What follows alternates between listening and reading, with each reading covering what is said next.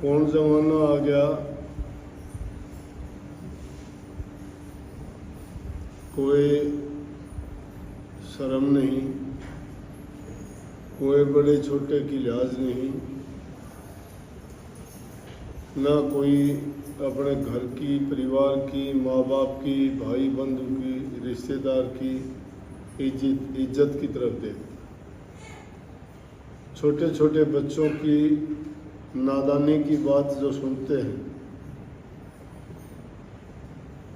तो देख के ये लगता है कि दुनिया सारी बदल गई और किशोर जा रही है। कुछ कहा नहीं जा सकता कि परिणाम भी क्या होगा आगे जाके।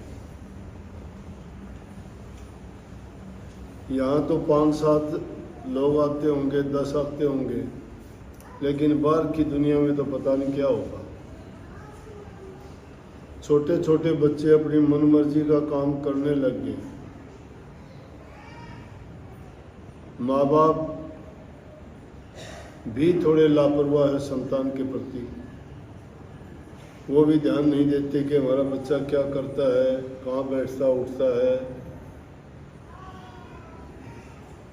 जब बच्चे के प्रति माँ बाप इतना लापरवाह हो जाता है, फिर बच्चों को आज़ादी जो मिली, उनको इतना ज्ञान समझ नहीं है।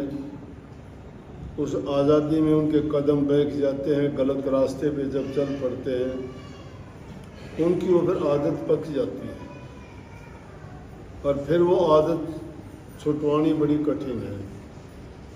आदत चाहे किसी चीज़ की हो, मैं ये नहीं कहता, बुरे कर्म की, पाप कर्म की आदत चाहे इंसान को खाने पीने की पड़ जाओ। मिठाई खाना अच्छा है, लेकिन मिठाई खाने की आदत पड़ जाए, किसी को चाय की आदत पड़ जाए, वो भी नशा है।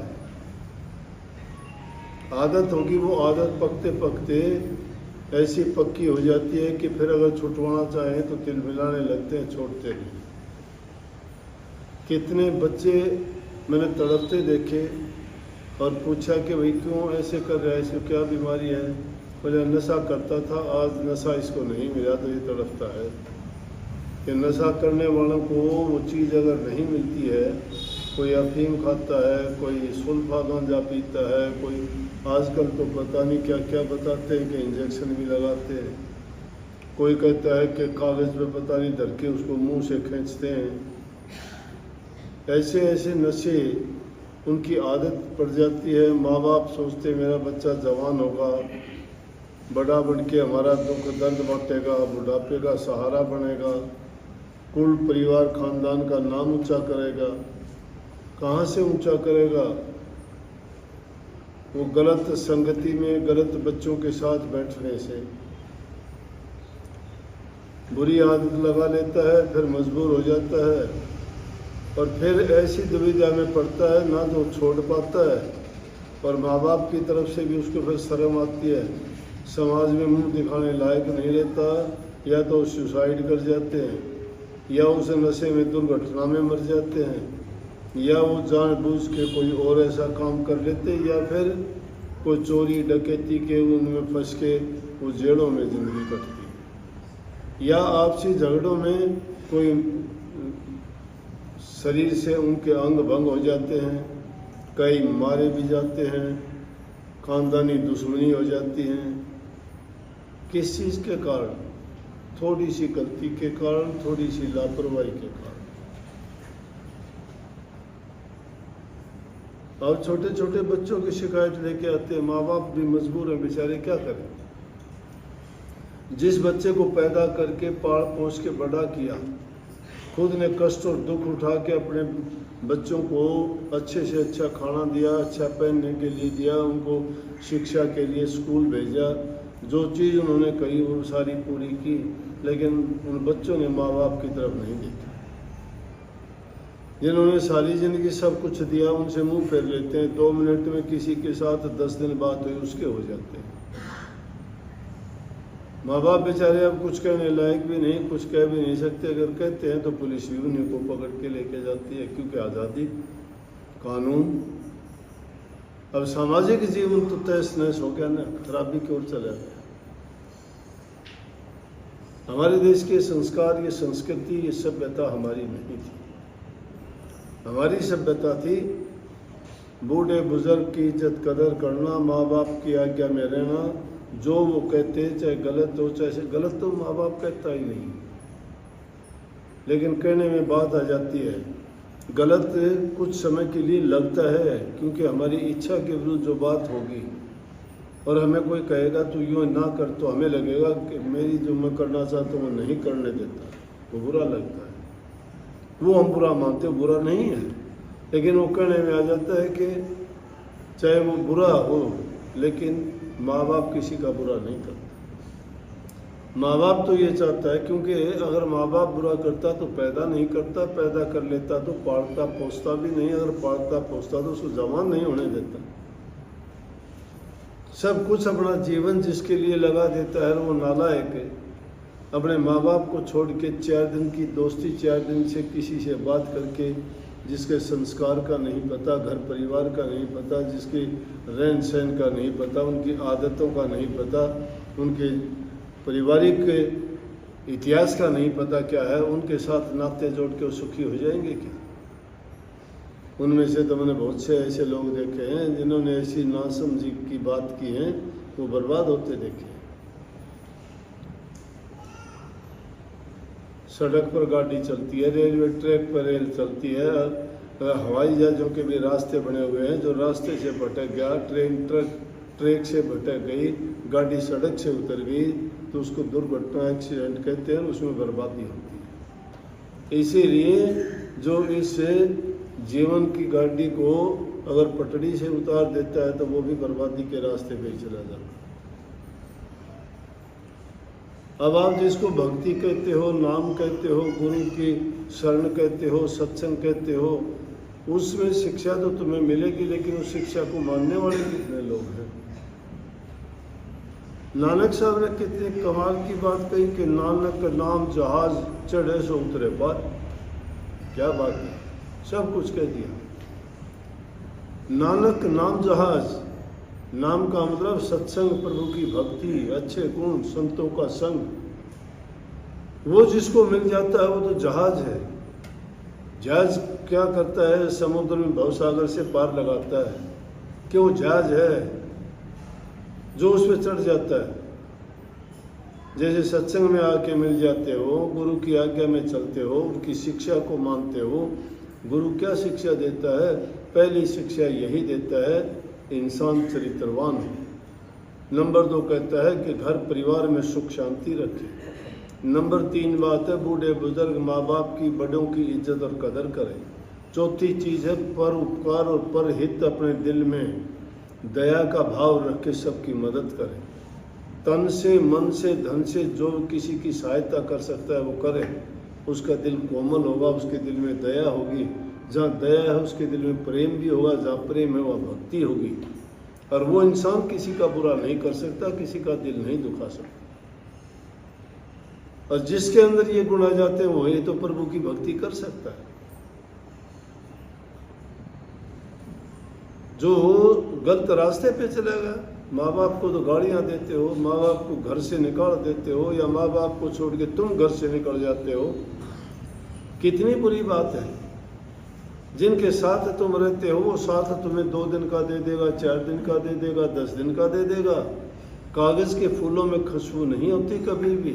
अगर उसमें कुछ खुशबू वाली चीज़ डाल भी दी तो कुछ समय के लिए रहती है, फिर उड़ जाएगी वो खुशबू। तो जो कुदरती है वही खुशबू है, सुंदरता वही सुंदरता है जो प्रभु ने आपको बख्शी है।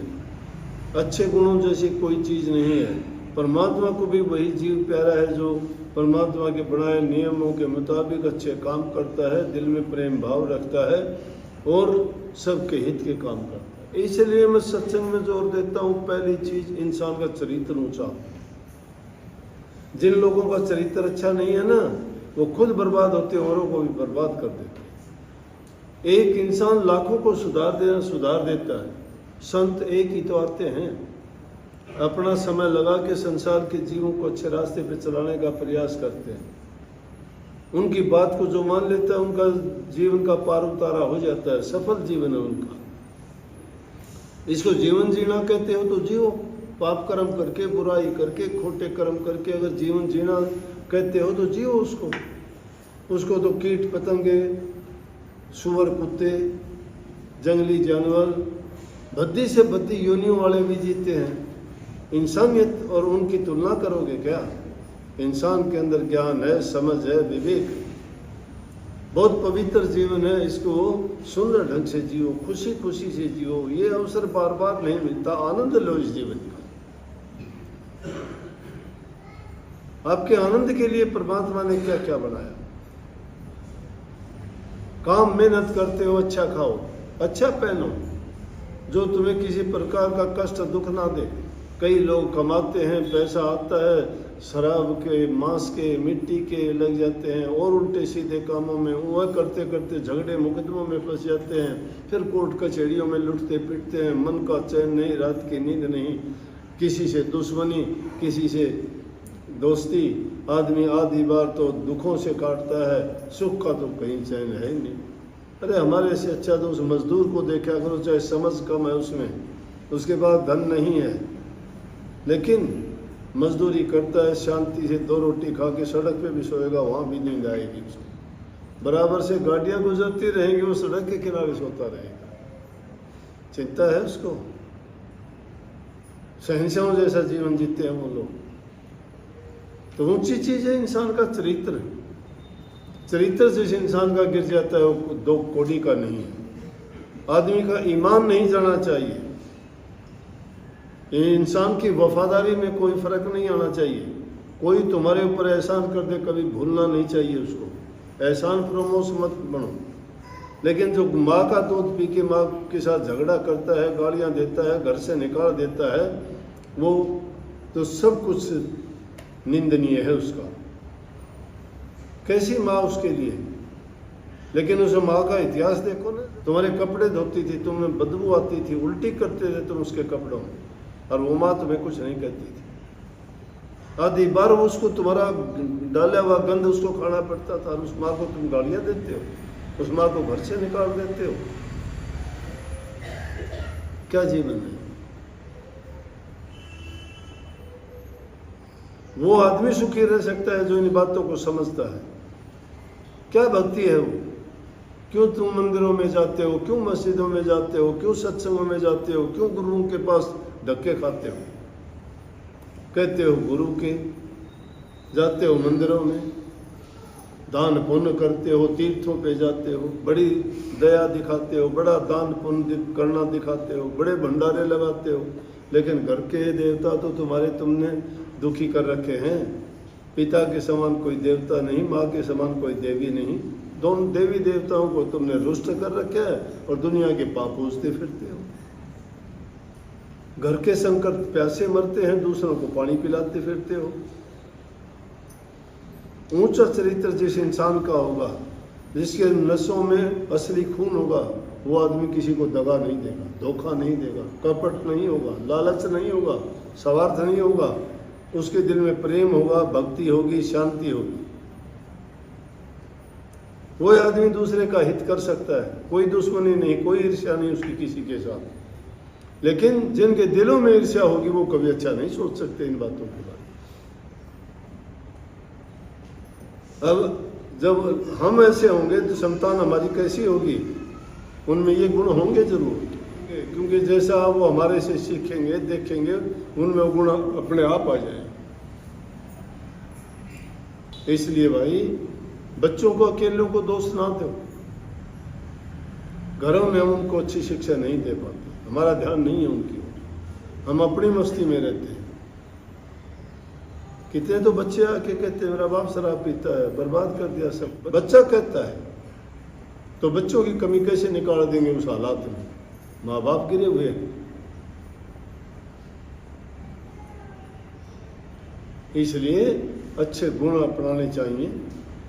अच्छे गुण जो सीख लेगा, तब कही नानक साहब ने कि नानक नाम जहाज है। सत्संग में जाके जो अच्छे गुणों को अपना लेगा, धन्य होगा आप लोग। जो बुराइयों को छोड़ दे वो भी धन्य है। तुम भक्ति वो कोई चीज सोचते हो, भक्ति कोई अलग चीज नहीं है। अच्छे गुणों को अपना लेना ही भक्ति है। जिसके अंदर अच्छे गुण नहीं हैं, अच्छे संस्कार नहीं हैं, वो आदमी कोई भक्ति के काबिल नहीं। भक्ति है क्या? पहले भक्ति माँ बाप की करना सीख जाओ, पहले भक्ति दीन दुखी की करनी सीख जाओ, फिर भक्ति गुरु की सीख जाओ, परमात्मा की भक्ति तो उसके बाद आए। सबको बहुत बहुत आशीर्वाद, खुश रहो।